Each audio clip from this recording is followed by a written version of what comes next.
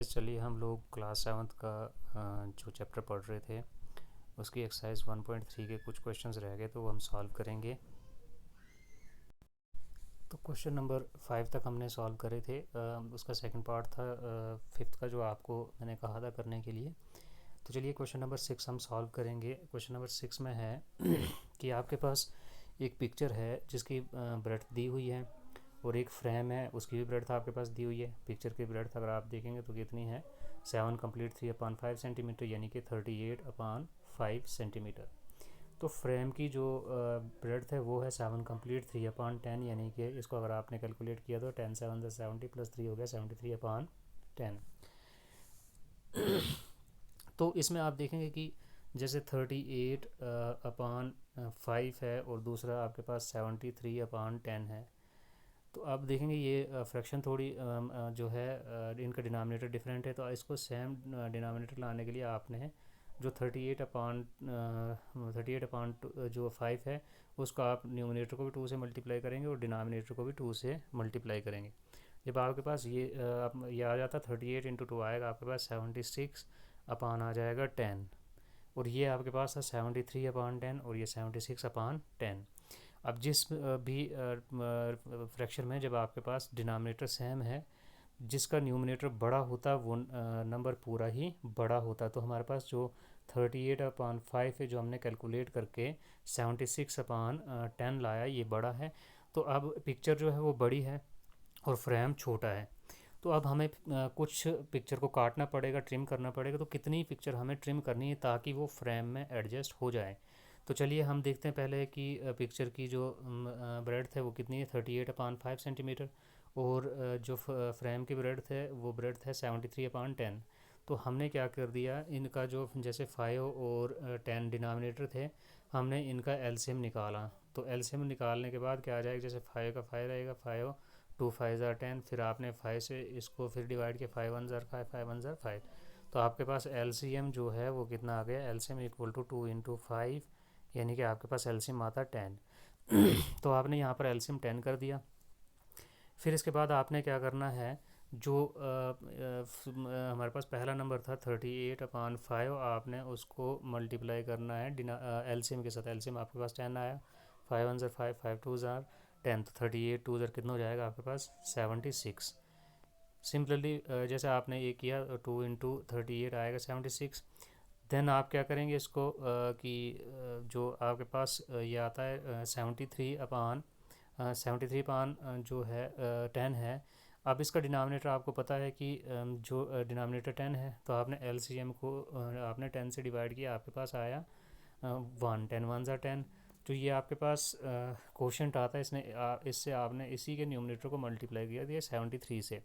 तो 73 1 ज़ा 73 आप यहाँ देख सकते हैं डिनोमिनेटर आपने 10 लिखा और 76 में 73 निकाला आपके पास कितना आता 3/10 सेंटीमीटर। तो इतनी पिक्चर आपको जो है वो ट्रिम करनी है ताकि उस फ्रेम में एडजस्ट हो जाए। इसके बाद आपका क्वेश्चन नंबर आता है 7। एक केक है आपके पास जो क्वेश्चन में बताया हुआ कि एक केक है उसमें जो कुछ पार्ट जो है 1/3 पार्ट जो है समीना ने खा लिया और बाकी का बचा हुआ रुखसाना ने खा लिया। तो चलो हमें चॉकलेट जो है हमने इस तरीके से लिया। एक चॉकलेट था लेकिन इस चॉकलेट को हमने लिखा 3/3 मीन्स उसी एक चॉकलेट का ये पूरा चॉकलेट यहाँ से यहाँ तक एक है इसके हमने 3 हिस्से कर दिए जैसे ये और ये 3 हिस्से कर दिए बराबर बराबर। अब देखा जाए तो 3 जो इस टोटल को हम लिख सकते हैं जैसे एक और तरीका भी जैसे 1 है 1 के बाद में कुछ नहीं उसके बाद में 1 होता है। तो हमने क्या कर दिया इस जो हमारे पास 1 था इस 1/1 इंटू आपने न्यूमिनेटर को भी 3 से मल्टीप्लाई कर दिया डिनोमिनेटर को भी 3 से।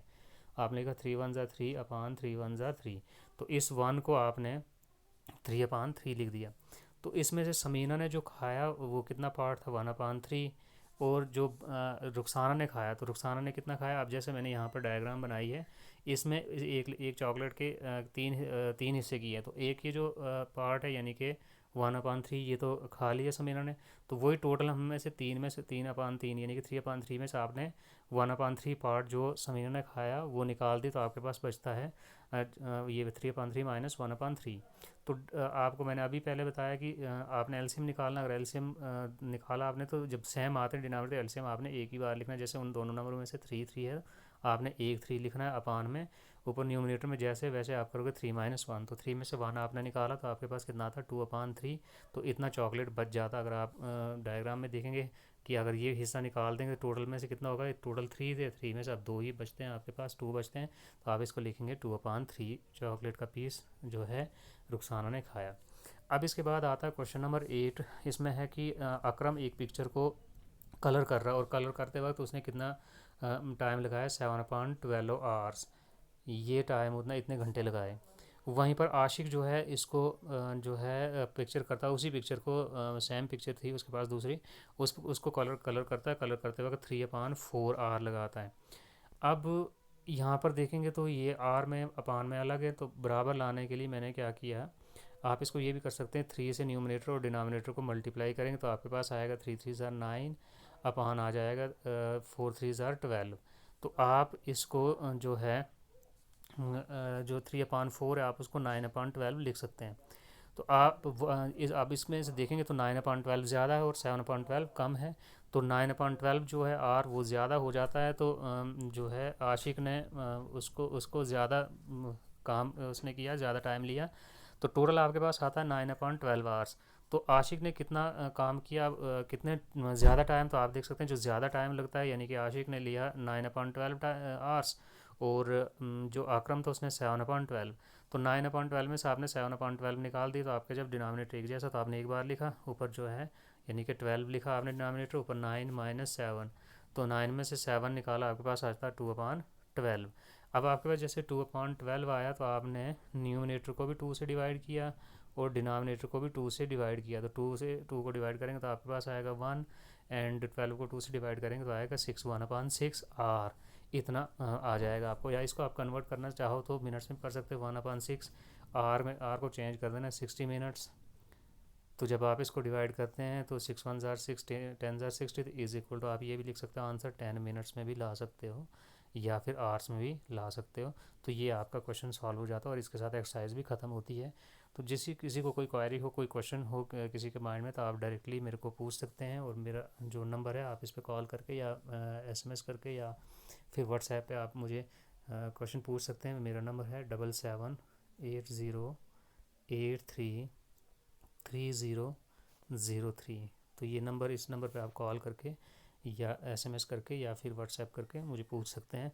मैं आपको ये क्वेश्चन क्लियर करने की पूरी कोशिश करूँगा। Thank you.